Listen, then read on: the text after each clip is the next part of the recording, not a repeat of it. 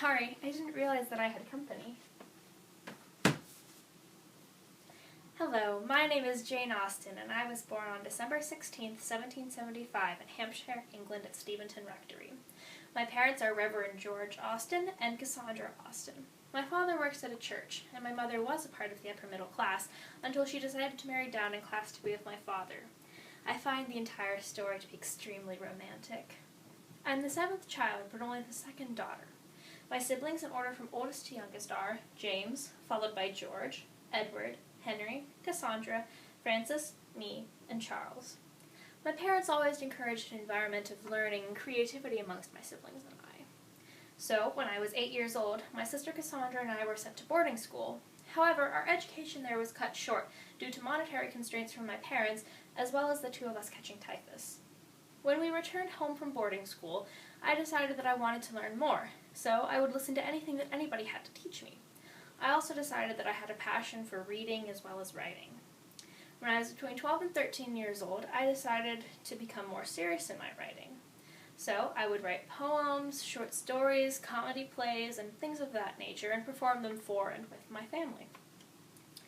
In December of 1795, when I was 20 years old, I met Tom Lefroy. He was the nephew of neighbors that lived near us. The two of us fell in love, but when his family found out about our attachment, they sent him away.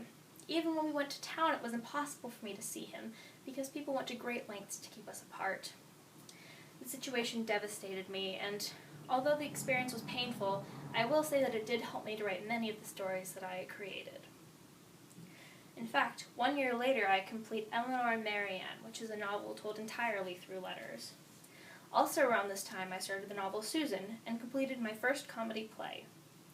At the age of 24, I complete my first draft of Pride and Prejudice, which was originally called First Impressions.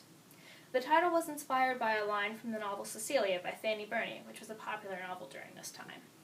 The line is as follows: "The whole of this unfortunate business," said Dr. Leicester, "has been the result of Pride and Prejudice. If to Pride and Prejudice you owe your miseries, so wonderfully is good and evil balanced, that to Pride and Prejudice you will also owe their termination." Sorry, what was that, Cassandra? Hold on, I'll be right back. I need to see what she needs. Sorry about that. Hopefully there will not be any more interruptions. In December of 1800, when I'm 25 years old, my family and I all moved to Bath due to my father's retirement from the church. I was very sad to leave Steventon Rectory, but I was also excited to have this new experience. 2 years later, I received my only marriage proposal from Harris Bigwither. He was a childhood friend of mine, and I did initially accept his marriage request so I could provide support and convenience for my family, but I could not ignore what my heart was telling me. It said that I didn't love him, and I couldn't marry him if I didn't love him, so the next day I revoked my acceptance.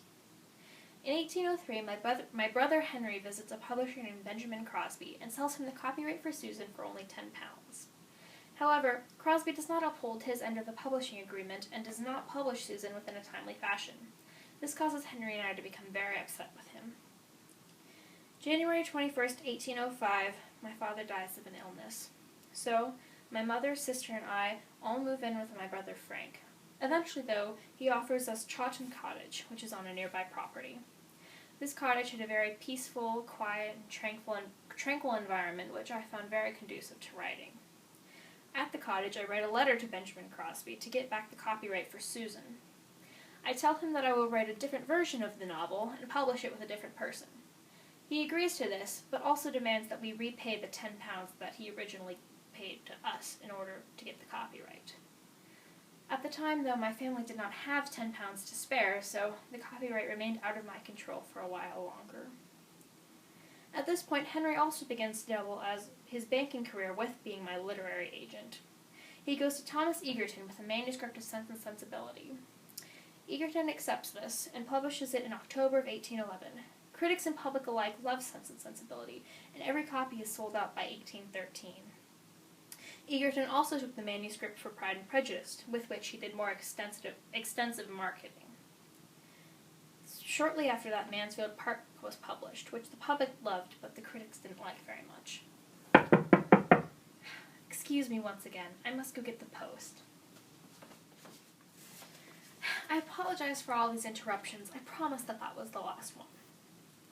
Soon after Mansfield Park is published, I leave Egerton for a more well-known publisher named John Murray. For me, he publishes Emma, a second edition of Mansfield Park, and Persuasion. Following a suggestion of Reverend James Stanier Clark, who was the Prince Regent's librarian, I dedicate Emma to the Prince of Wales. At this time, though, I was rather unimpressed with the Prince of Wales. I also respectfully declined to write a novel about a clergyman who was going to be similar to Clark. Unfortunately, also around this time, Henry's banking venture fails, which results in a loss of fortune for himself, Edward, James, and Frank. Henry still repurchases the Susan copyright and pays the original £10. I then changed the title to Catherine because another novel around that time was also named Susan.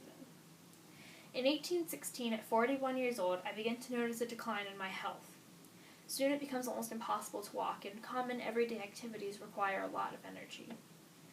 Also around this time, I was confined to my bed, and my work began to suffer.